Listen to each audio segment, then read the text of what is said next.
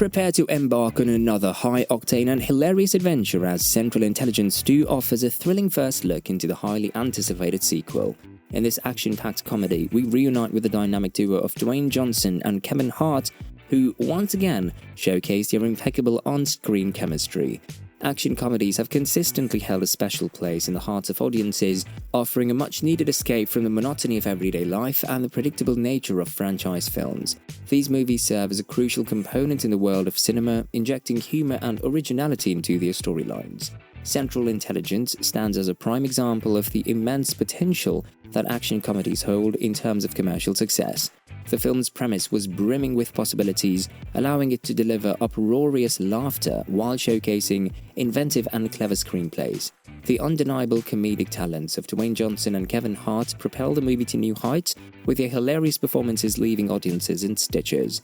The star-studded cast, including Aaron Paul, Jason Bateman, Melissa McCarthy, and Kumail Nanjiani, further enhanced the film's comedic brilliance with their equally memorable and side-splitting cameos. Unsurprisingly, Central Intelligence became an instant hit at the box office, solidifying its status as a beloved and successful action comedy. The commercial success of Central Intelligence has sparked curiosity about how a potential sequel could unfold within the realm of Hollywood's franchise films and sequels. The first film introduced Dwayne Johnson as Bob Stone and Kevin Hart as Calvin Joyner, former high school friends, whose chance reunion unraveled a series of surprising revelations. As the story unfolded, it became clear that one of them was an undercover CIA agent desperately trying to protect a corrupt colleague intent on selling classified satellite codes. Rawson Marshall Thurber, who is known for his ability to create commercially successful films, directs this film.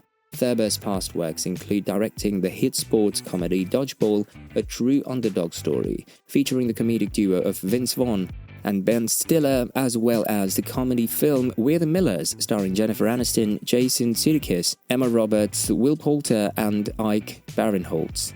Co-written by Thurber, Ike Barinholtz, and David Stassen, the screenplay brings forth a blend of humor and action. The cinematography department is credited to Barry Peterson, a talented Canadian cinematographer who contributes his expertise to capturing captivating visuals on screen. After its premiere in Los Angeles on June 10, 2016, Central Intelligence made its way to theaters across America a week later, on June 17, 2016.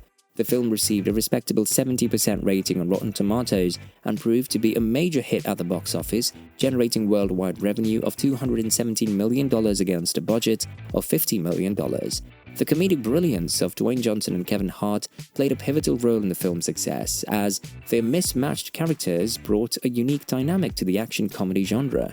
Acting as a buddy comedy without a traditional cop element, the film entertained audiences with its humorous and unconventional approach.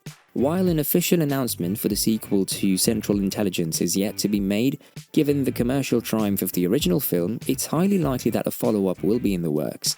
As of now, specific details regarding the untitled Central Intelligence 2 are still under wraps. But as per the reviews, we found the Central Intelligence 2 plot. What is it about? As previously mentioned, Central Intelligence followed the structure of a classic buddy cop comedy, and the sequel could potentially continue in the same vein. The ending of the first film saw Calvin Joyner join the CIA and become a partner with Bob Stone, setting the stage for further adventures. Typically, films with this genre progress by featuring the characters tackling new missions, and Central Intelligence 2 could explore a similar approach. The sequel has the potential to continue the comedic dynamic between the two protagonists while presenting them with fresh challenges and assignments. There is a lot of potential in exploring both Bob Stone and Calvin Joyner's character arcs. Stone reconciled with his high school crush Darla, played by Melissa McCarthy at the end of the film. The role was a cameo, but given McCarthy's comedic talents, her inclusion as a proper character will undoubtedly benefit the sequel. The writers clearly wanted to highlight their physical energies towards each other, and the Central Intelligence sequel could focus on Stone's love life. Throughout the film, Joyner struggled with an enormous inferiority complex.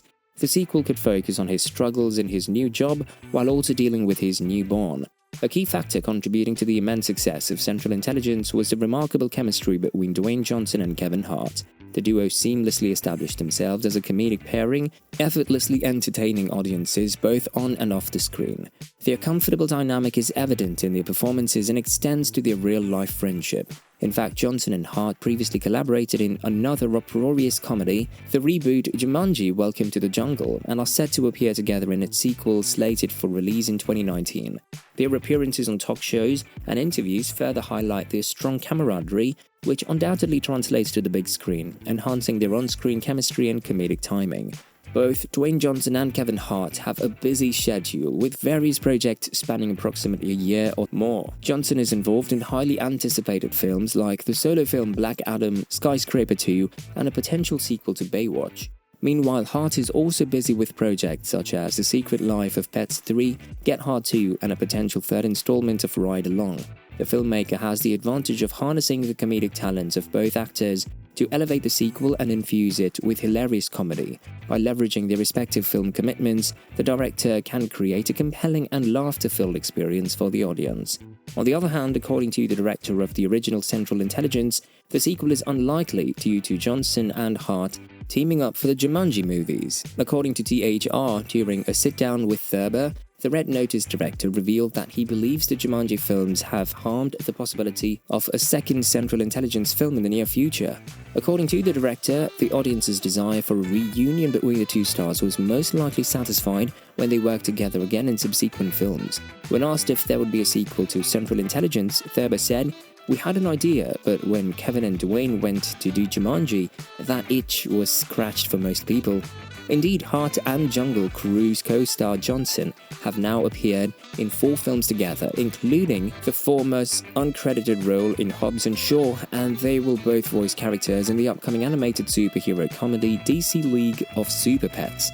The pair, who have a close friendship off-screen, have given many interviews together discussing their experiences working together as well as their bonding off-screen, and this camaraderie, which was first apparent in Central Intelligence, was further explored just a year later with Jumanji: Welcome to the Jungle, as well as its 2019 sequel Jumanji: The Next Level.